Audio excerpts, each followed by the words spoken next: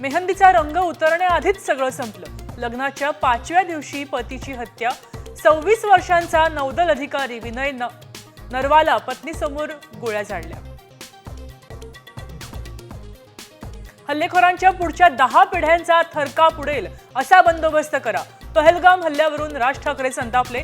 भ्याड हल्ल्याचा केला निषेध।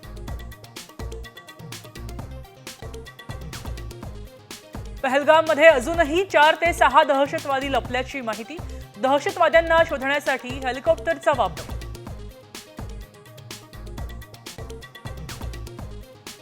दहशतवादी हल्ल्याचा एनआयए तपास करणार। एनआयएची टीम दिल्लीतून काश्मीरला दाखल होणार। फॉरेन्सिक टीमही घटनास्थळावर पोहोचते।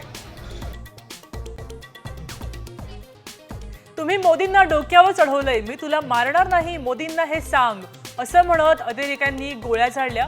महिलांनी सांगितला थरारक अनुभव। दहशतवादी हल्ल्यानंतर मुंबई आणि तिथली पोलीस अलर्ट मोडवर। महत्त्वाच्या शहरांमध्ये कडेकोट बंदोबस्त। जागोजागी नाकाबंदी। आपल्याच देशात किती काळ भीतीने जगणार। पहलगाम हल्ल्यानंतर बॉलिवूड सुन्न। अक्षय कुमार पासून ते अनुपम खेर पर्यंत सेलिब्रिटींनी व्यक्त केलं दुःख।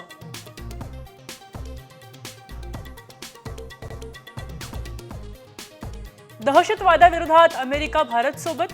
पहलगाम हल्ल्यानंतर ट्रम्पही भडकले। पंतप्रधान मोदींशी केली बातचीत। हल्ल्याचा निषेध।